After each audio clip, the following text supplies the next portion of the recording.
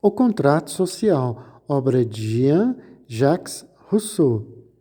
Jean-Jacques Rousseau nasceu em Genebra no ano de 1712 e morreu no de 1778. Dotado de excepcionais qualidades de inteligência e imaginação, foi ele um dos maiores escritores e filósofos do seu tempo. Em suas obras, defende a ideia da volta à natureza, a excelência natural do homem, a necessidade do contrato social para garantir os direitos da coletividade.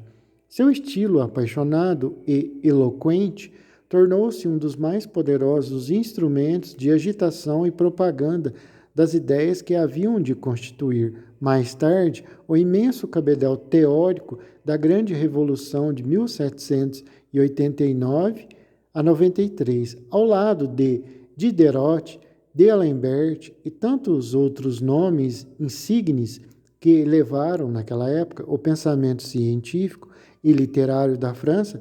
Foi Rousseau um dos mais preciosos colaboradores do movimento enciclopedista. Das suas numerosas obras, podem citar-se dentre as mais notáveis Júlia ou A Nova Heloísa, 1761, romance epistolar cheio de grande sentimentalidade e amor à natureza. O Contrato Social, 1762, onde a vida social é considerada sobre a base de um contrato em que cada contratante condiciona sua liberdade ao bem da comunidade, procurando proceder sempre de acordo com as inspirações da maioria. Emílio, ou da Educação, 1762, romance filosófico no qual, partindo do princípio de que o homem é naturalmente bom e má é a educação dada pela sociedade, preconiza uma educação negativa como a melhor ou antes, como a única boa. As Confissões, obra pública após a morte do autor, As Confissões, obra publicada após a morte do autor, 1781-88, e que é uma autobiografia sobre todos os pontos de vista notável. O Contrato Social, livro 1. Eu quero investigar se pode haver na ordem civil alguma regra de administração legítima e segura, que tome os homens tais como são e as leis tais como podem ser. Cuidarei de ligar sempre nesta pesquisa o que o direito permite com o que o direito prescreve, a fim de que a justiça e a utilidade de modo algum se encontrem divididas. Entro na matéria sem provar a importância de meu assunto. Perguntar-se-me-á se sou príncipe ou legislador para escrever sobre política.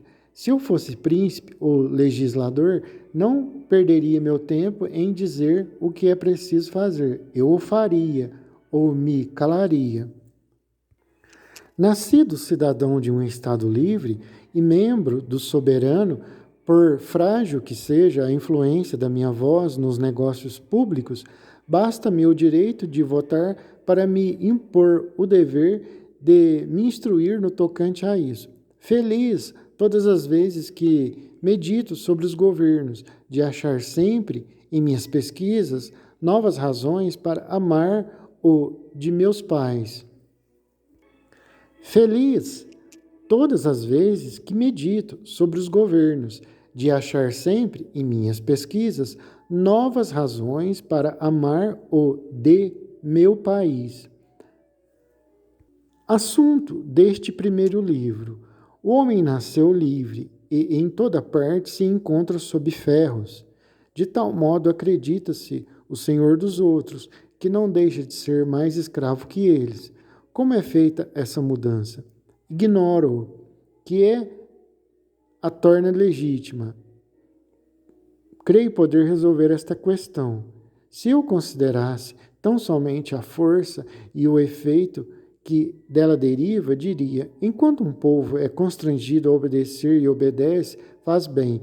Tão logo ele possa sacudir o jugo e o sacode, faz ainda melhor, porque recobrando a liberdade, graças ao mesmo direito com o qual lhe arrebataram, ou este lhe serve de base para retomá-la, ou não se prestava em absoluto para subtraí-la. Mas a ordem social é um direito sagrado, que serve de alicerce a todos os outros. Esse direito, todavia, não vem da natureza, está, pois, fundamentado sobre convenções, mas antes de chegar aí, devo estabelecer o que venho de avançar. Das primeiras sociedades. A mais antiga de todas as sociedades e a única natural é a família. As crianças apenas permanecem ligadas ao pai o tempo necessário que dele necessitam para sua conservação. Assim que cesse tal necessidade, dissolve-se o laço natural. As crianças eximidas da obediência devida ao pai, o pai isento dos cuidados devido aos filhos, reentram todos igualmente na independência. Se continuam a permanecer unidos, já não é naturalmente, mas voluntariamente, e a própria família apenas se mantém por convenção. Esta liberdade comum é uma consequência da natureza do homem. Sua primeira lei consiste em proteger a própria conservação. Seus primeiros cuidados, os devidos a si mesmo, e tão logo se encontre o homem na idade da razão, sendo o único juiz dos meios apropriados à sua conservação, torna-se por si seu próprio senhor. É a família, portanto, o primeiro modelo das sociedades políticas. O chefe é a imagem do pai, o povo a imagem dos filhos, e havendo nascido todos livres e iguais, não alienam a liberdade, a não ser em troca da sua utilidade. Toda a diferença consiste em que, na família, o amor do pai pelos filhos o compensa dos cuidados que este lhe dão, ao passo que, no Estado, o prazer de comandar substitui o amor que o chefe não sente por seus povos. Grotius nega que todo poder humano seja estabelecido em favor dos governados. Sua mais frequente maneira de raciocinar consiste sempre em estabelecer o direito pelo fato. Poder-se-ia empregar um método mais consequente, não porém mais favorável aos tiranos. É, pois, duvidoso, segundo Grotius, saber se o gênero humano pertence a uma centena de homens ou se esta centena de homens é que pertence ao gênero humano. Mas ele parece pender em todo o seu livro para a primeira opinião. É este também o sentimento de Thomas. Eis, assim, a espécie humana dividida em rebanhos de gado, cada qual com seu chefe a guardá-la a fim de a devorar. Assim como um pastor é de natureza superior à de seu rebanho, os pastores de homens, que são seus chefes, são igualmente de natureza superior à de seus povos.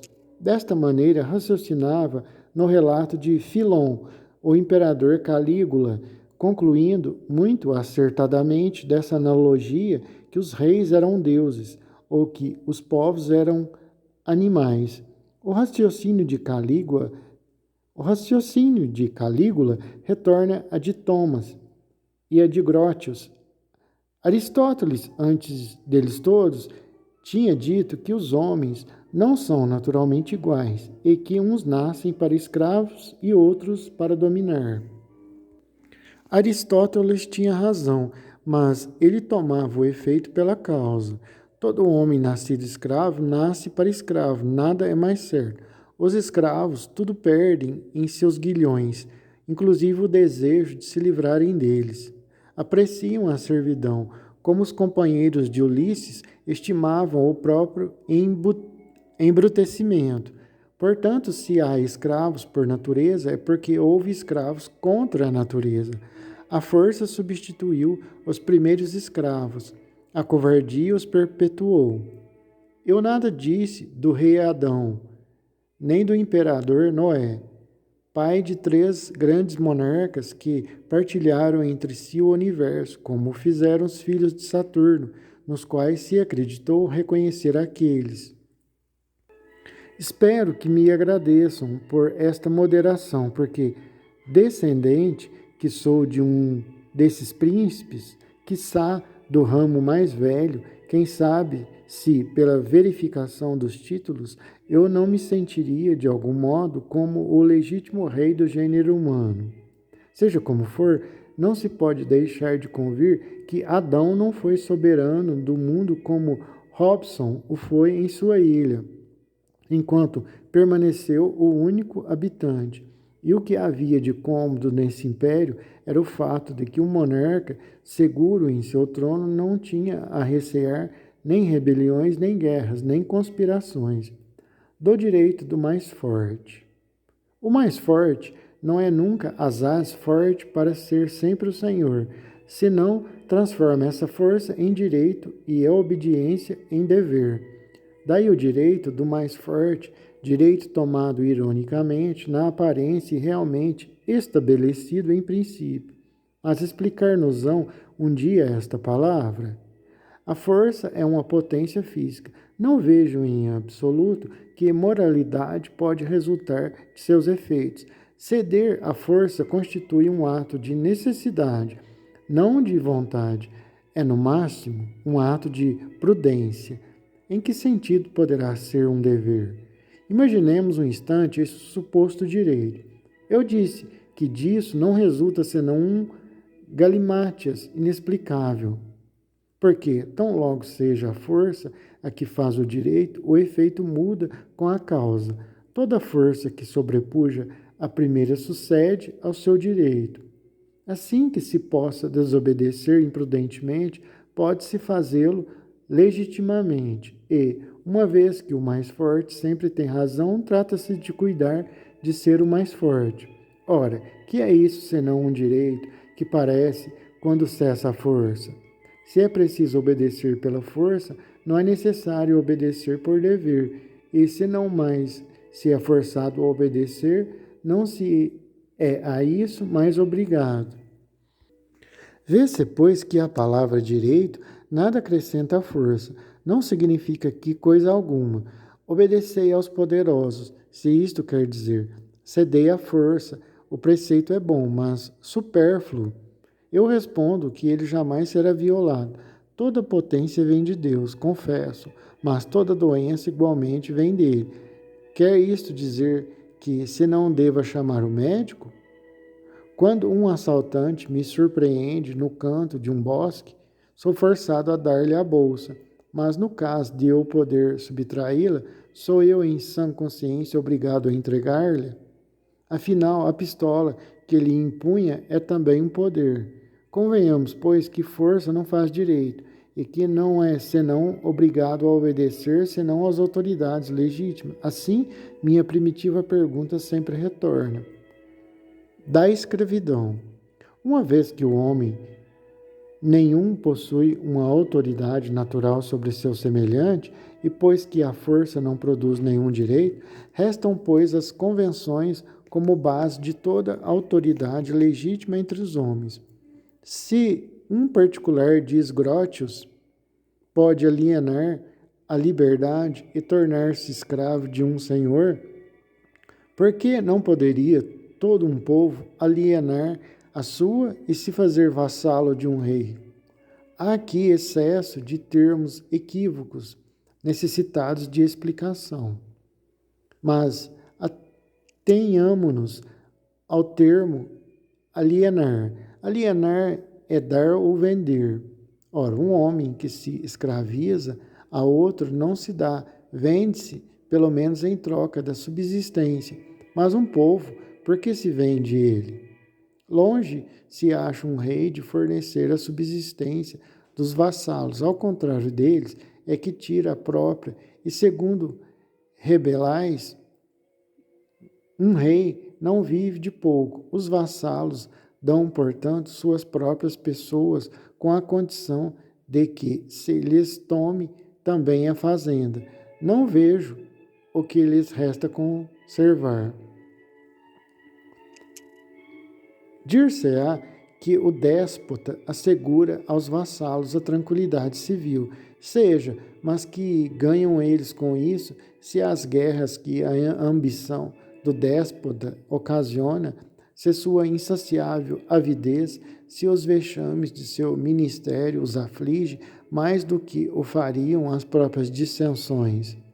Que ganham eles aí se essa mesma tranquilidade constitui uma de suas misérias? Vive-se igualmente tranquilo nos calabouços.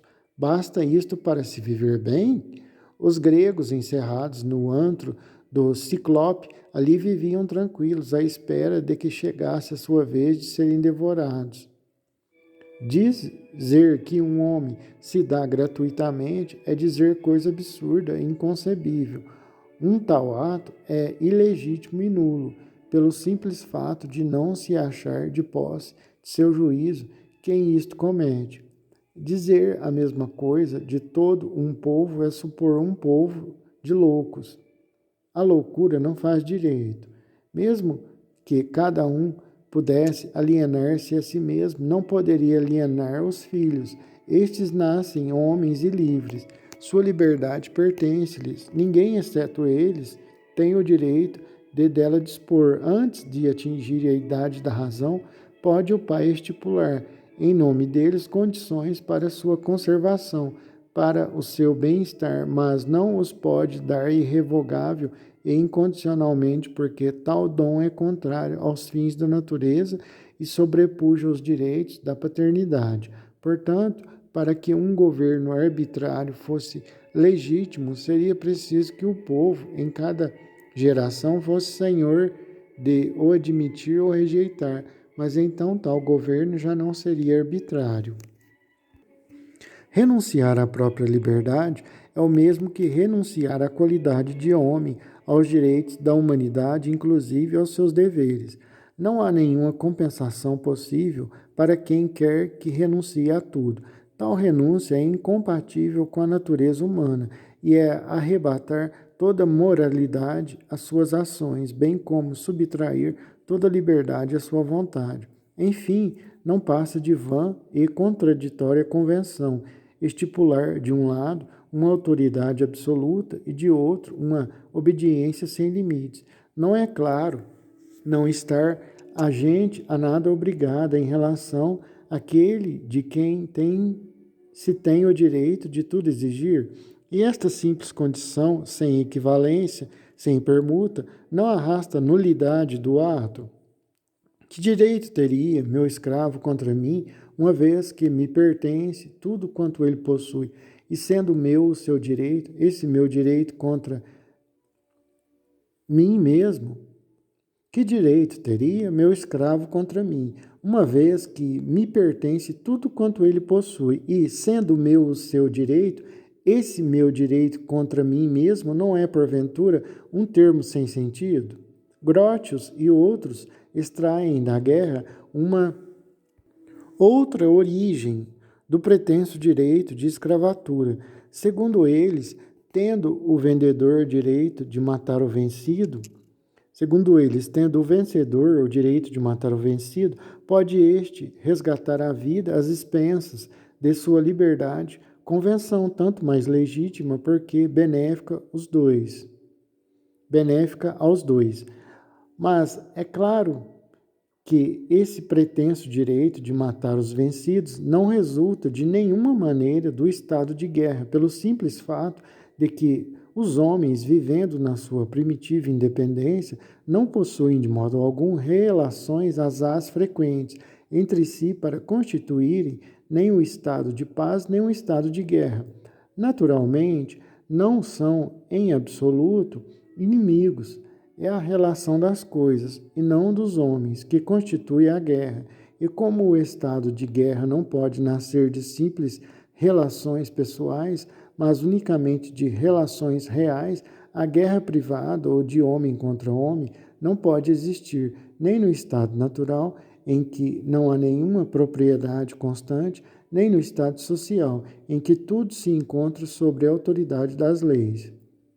Os combatentes particulares, os duelos, os encontros, são atos que de modo algum, constituem um Estado. E no que concerne às guerras privadas autorizadas pelas instituições de Luís XV, rei de França, e suspensas pela paz de Deus, trata-se de abusos do governo feudal, sistema absurdo, como jamais houve, contrário aos princípios do direito natural e a toda organização política.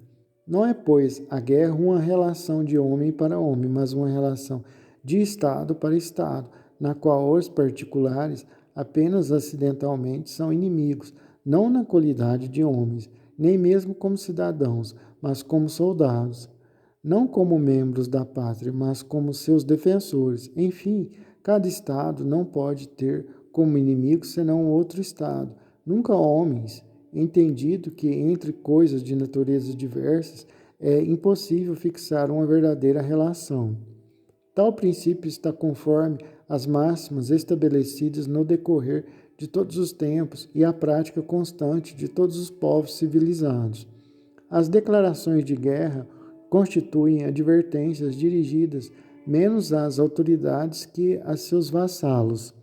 O estrangeiro, seja rei particular ou povo, que roube, mate ou detenha os vassalos sem declaração de guerra ao príncipe, não é um inimigo, é um salteador.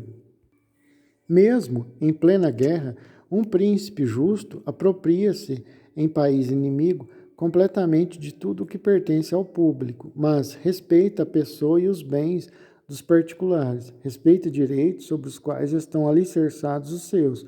Como o objetivo da guerra consiste em destruir o Estado inimigo, tem-se o direito de matar os defensores enquanto estiverem com as armas na mão, mas tão logo as deponham e se rendam, cessam de ser inimigos ou instrumentos do inimigo, voltam a ser simplesmente homens, e não mais se dispõem de direitos sobre suas vidas. Pode-se, por vezes, matar o Estado, sem matar um único de seus membros. Ora, a guerra não dá nenhum direito desnecessário ao seu objetivo. Estes princípios não são os mesmos de Grotius, não estão alicerçados nas autoridades de poetas, mas derivam da natureza das coisas e são baseados na razão. A respeito do direito de conquista, não há outro fundamento afora a lei do mais forte. Se a guerra não dá ao vencedor o direito de massacrar os povos vencidos, o direito que ele não possui não pode estabelecer o de os escravizar. Só se tem o direito de matar o inimigo quando não se pode escravizá-lo.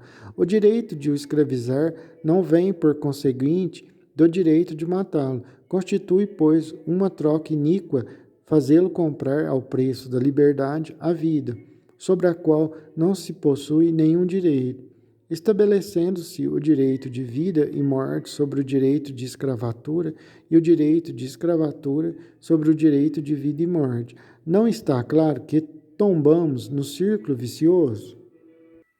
Mesmo admitindo esse terrível direito de tudo matar, afirmo que um escravo obtido na guerra ou um povo conquistado só é constrangido a obedecer ao Senhor enquanto a isto for forçado.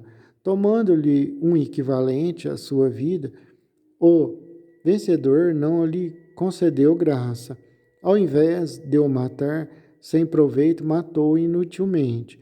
E não tendo adquirido nenhuma autoridade junto à força, o estado de guerra subsiste entre eles como anteriormente. Sua própria relação é o efeito disso, e o uso do direito da guerra não supõe nenhum tratado de paz. Concluir uma convenção quando muito, mas tal convenção, longe de destruir o estado de guerra, supõe a sua continuidade.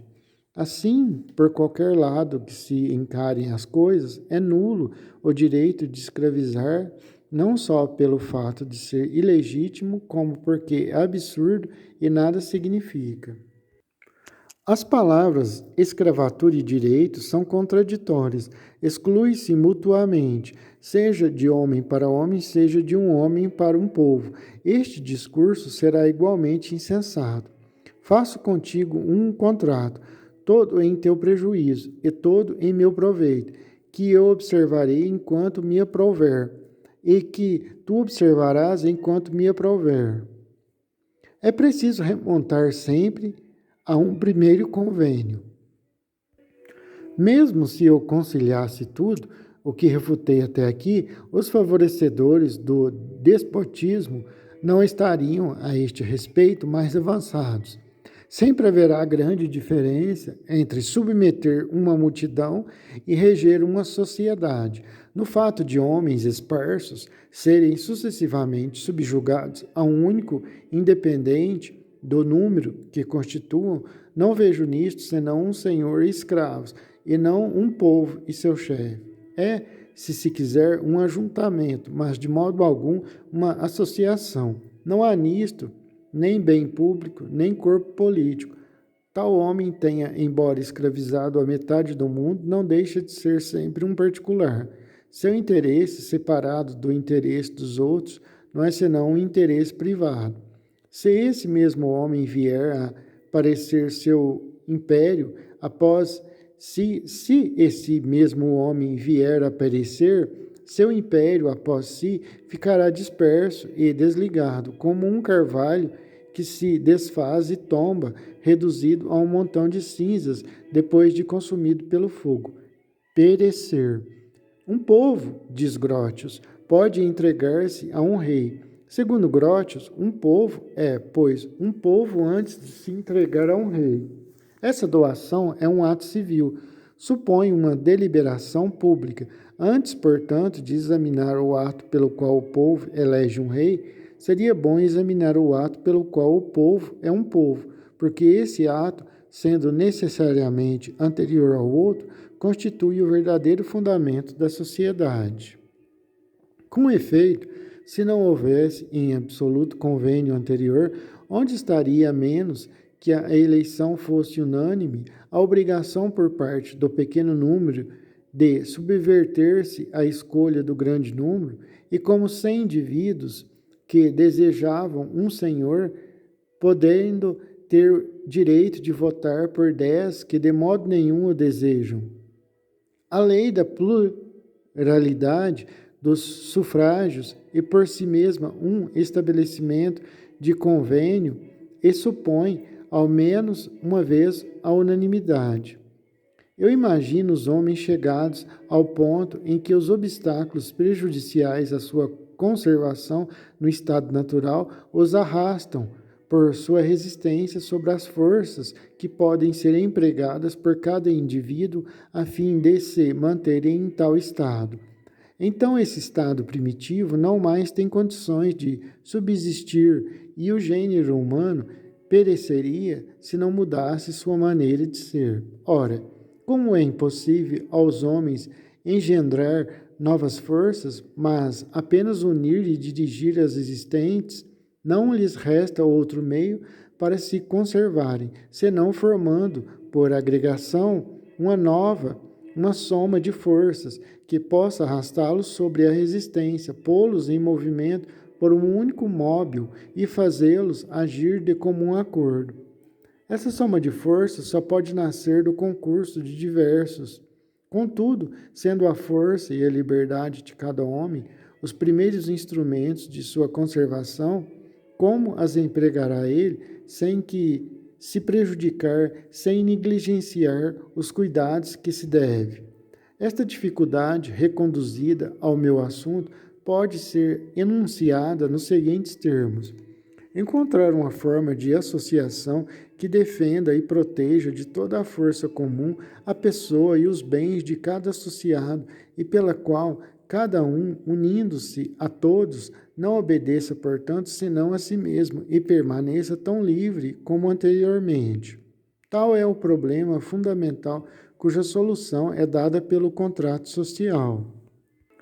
As cláusulas deste contrato são de tal modo determinadas pela natureza do ato que a menor modificação as tornaria vãs e de nenhum efeito, de sorte que, conquanto jamais tenham sido formalmente enunciadas, são as mesmas em todas as partes tacitamente admitidas e reconhecidas, até que, violado o pacto social, reentra cada qual em seus primeiros direitos e retoma a liberdade natural, perdendo a liberdade convencional pela qual ele aqui renunciou.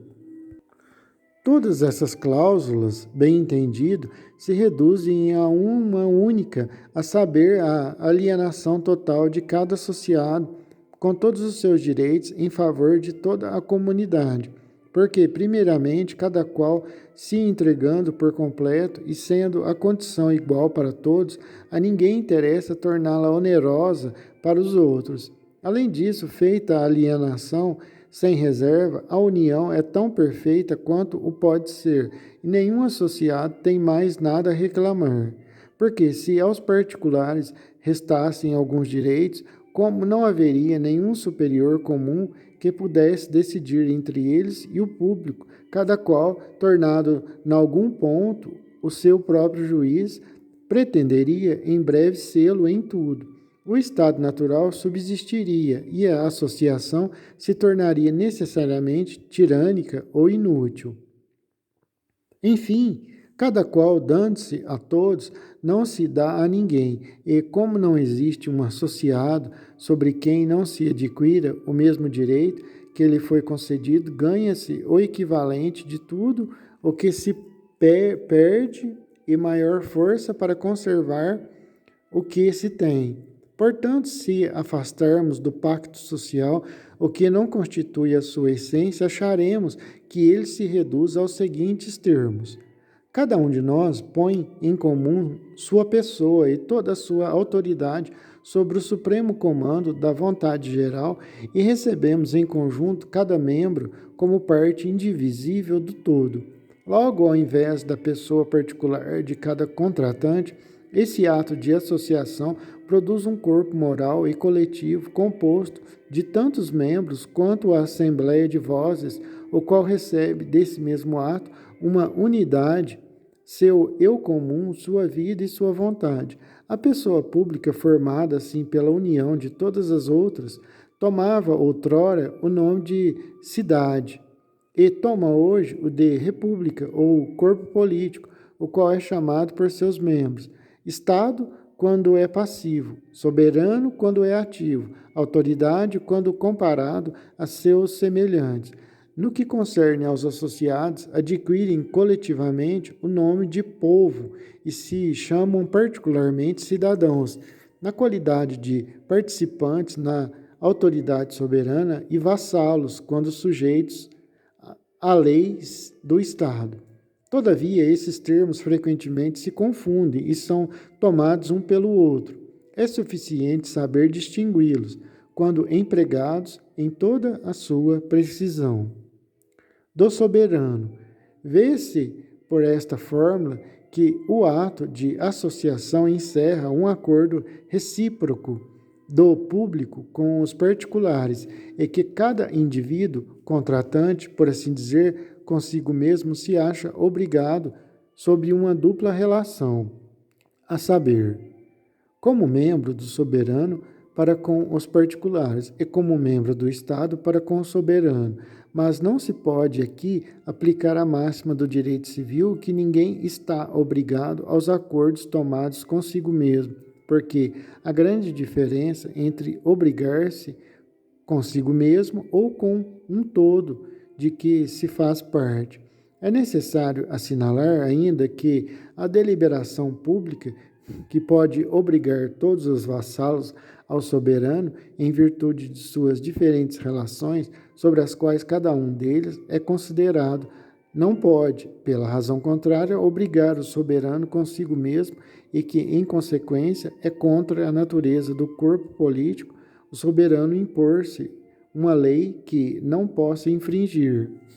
Podendo considerar-se sujeito a uma só e mesma relação, encontra-se ele no caso de um particular contratante consigo mesmo, por onde se observa que não há nem pode haver nenhuma espécie de lei fundamental obrigatória para o corpo do povo, nem mesmo o contrato social.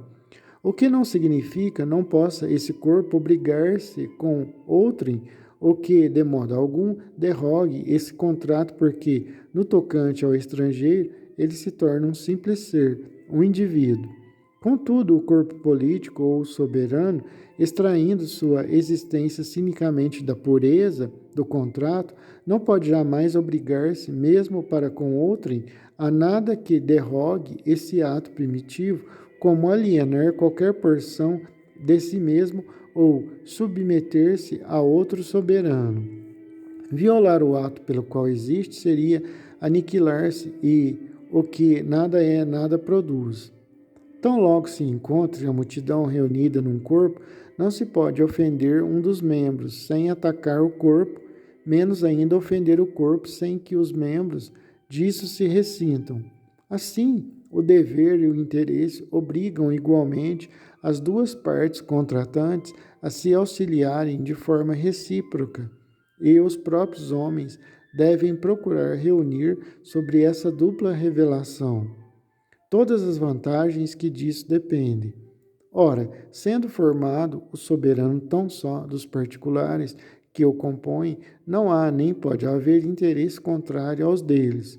Por conseguinte, não necessita a autoridade soberana de fiador para com os vassalos, por ser impossível queira o corpo prejudicar todos os membros e por, como logo veremos, não lhe ser possível prejudicar nenhum em particular.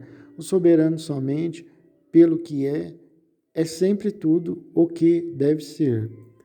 Não sucede, porém, o mesmo com os vassalos em relação ao soberano, perante o qual, malgrado o interesse comum, ninguém responderia por suas obrigações se ele não encontrasse os meios de fazer com que lhe fossem fiéis. Com efeito, cada indivíduo pode, como homem, ter uma vontade particular contrária ou dessemelhante à vontade geral que possui na qualidade de cidadão. O interesse particular pode faltar-lhe de maneira totalmente diversa da que lhe falta o interesse comum. Sua existência absoluta e naturalmente independente pode fazê-lo encarar o que deve à causa comum como uma contribuição gratuita, cuja perda será menos prejudicial aos outros que o pagamento oneroso para si, e olhando a pessoa moral que constitui o Estado como um ser de razão, pois que não se trata de um homem, ele desfrutará dos direitos do cidadão sem querer preencher os deveres do vassalo. Injustiça cujo progresso causaria a ruína do corpo político. A fim de que não constitua, pois, um formulário inútil, o Pacto Social contém tacitamente esta obrigação, a única a poder dar forças às outras. Quem se recusar a obedecer à vontade geral, a isto será constrangido pelo corpo em conjunto, o que apenas significa que será forçado a ser livre. Assim é esta condição. Oferecendo os cidadãos, a pátria protege-os de toda dependência pessoal, condição que promove o artifício e o jogo da máquina política e que é a única a tornar legítimas as obrigações civis, as quais, sem isso, seriam absurdas, tirânicas e sujeitas aos maiores abusos. Do Estado Civil. A passagem do estado natural ao estado civil produziu uma mudança considerável no homem, substituindo em sua conduta a justiça ao instinto e imprimindo às suas ações a moralidade que anteriormente lhe faltava. Foi somente então que a voz do dever, sucedendo ao impulso físico e o direito ao apetite, fizeram com que o homem, que até esse momento só tinha olhado para si mesmo, se visse forçado a agir por outros princípios e consultar a razão antes de ouvir seus pendores. Embora se prive nesse estado de diversas vantagens recebidas da natureza, ganha outras tão grandes. Suas faculdades se exercitam e desenvolvem, suas ideias se entendem, seus sentimentos se enobrecem, toda a sua alma se eleva a tal ponto que, se os abusos desta nova condição não o degradassem, com frequência a uma condição inferior àquela de que saiu, deveria abençoar incessantemente o ditoso momento em que foi dali desarraigado para sempre, o qual transformou um animal estúpido e limitado num ser inteligente, num homem. Reduzamos todo este balanço a termos fáceis de comparar. O que o homem perde pelo contratado? Soci... Reduzamos todo este balanço a termos fáceis de comparar. O que o homem perde pelo contrato social é a liberdade natural e um direito ilimitado a tudo que o tenta e pode alcançar. O que ganha é a liberdade civil e a propriedade de tudo o que possui. Para que não haja engano em suas compensações, é necessário distinguir a liberdade natural, limitada pelas forças do indivíduo, da liberdade civil, que é limitada pela liberdade geral, e a posse, que não é senão o efeito da força ou do direito do primeiro ocupante da propriedade, que só pode ser baseada num título positivo. Poder-se-ia, em prosseguimento do precedente, acrescentar à aquisição do Estado Civil a liberdade moral, a única que torna o homem verdadeiramente senhor de si mesmo, posto que o impulso apenas do apetite constitui a escravidão e a obediência à lei a si mesmo prescrita é a liberdade. Mas já falei demasiadamente deste assunto, e o sentido filosófico do termo liberdade não constitui aqui o meu objetivo. Do domínio real. Cada membro da comunidade dá-se a ela no instante em que esta se forma, tal como se encontram no momento ele e todas as suas forças. Os bens que ele possui dela fazem parte. Não quer dizer que, em virtude desse ato, mude a posse de natureza, mudando de mãos e se torne propriedade em mãos do soberano. Mas como as forças da cidade são incomparavelmente maiores que as de um particular, o domínio público está também no fato mais forte e irrevogável, sem que o seja mais ou menos legítimo para os estrangeiros. Porque o Estado, no tocante a seus membros, é senhor de todos os seus bens, pelo contrato social que no Estado serve de base a todos os direitos, mas não o é no que concerne a outras autoridades, senão pelo direito de primeiro ocupante recebido dos particulares. O direito de primeiro ocupante, embora mais real que o direito do mais forte, só se torna um direito verdadeiro após o estabelecimento do direito de propriedade. Todo homem tem naturalmente direito a tudo que lhe é necessário, mas o ato positivo que o faz proprietário de algum bem o exclui de todo o resto. Feita a sua parte, deve ele a isso limitar-se e não mais tem nenhum direito na comunidade. Eis porque o direito de primeiro ocupante, tão frágil no estado natural, é responsável para todo homem civil. Nesse direito, respeita-se menos o que pertence a outrem que o que não lhe pertence. Em geral, para autorizar sobre um terreno qualquer o direito de primeiro ocupante, não são necessárias as seguintes condições. Primeiramente, que esse terreno ainda não se encontre habitado por ninguém. Em segundo lugar, que apenas seja ocupada a área de que se tem necessidade para subsistir. Em terceiro, que se tome posse dela não em virtude de uma vã cerimônia, mas pelo trabalho e pela cultura, único sinal de propriedade que a falta de títulos jurídicos deve ser respeitado por outrem.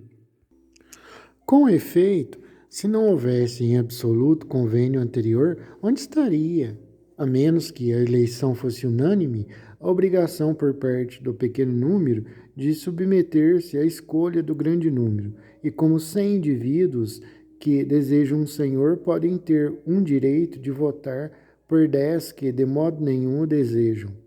A lei da pluralidade dos sufrágios e por si mesma um estabelecimento de convênio e supõe, ao menos uma vez, a unanimidade do pacto social.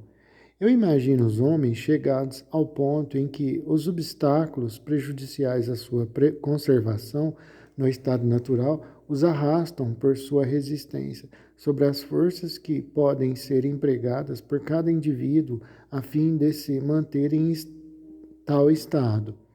Então, esse estado primitivo não mais tem condições de subsistir e o gênero humano pereceria se não mudasse sua maneira de ser. Ora, como é impossível aos homens engendrar novas forças, mas apenas unir e dirigir as existentes, não lhes resta outro meio para se conservarem senão formando por agregação uma soma de forças que possa arrastá-los sobre a resistência, pô-los em movimento por um único móvel e fazê-los agir de comum acordo. Essa soma de forças só pode nascer do concurso de diversos.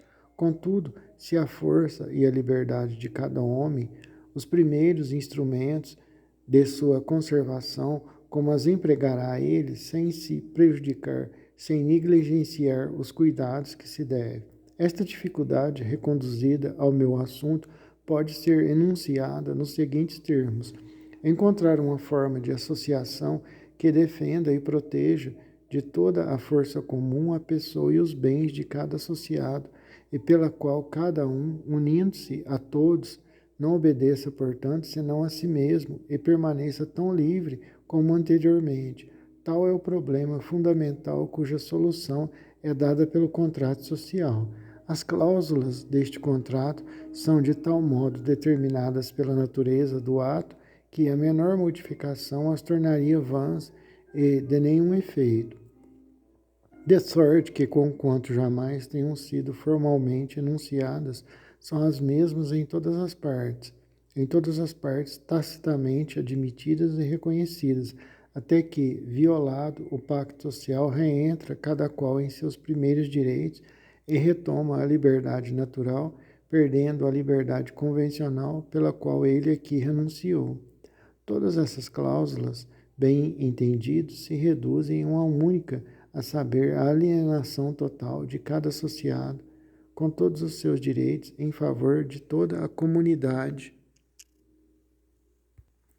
Porque, primeiramente, cada qual se entregando por completo e sendo a condição igual para todos, a ninguém interessa torná-la onerosa para os outros. Além disso, feita a alienação, sem reserva, a união é tão perfeita quanto pode ser, e nenhum associado tem mais nada a reclamar.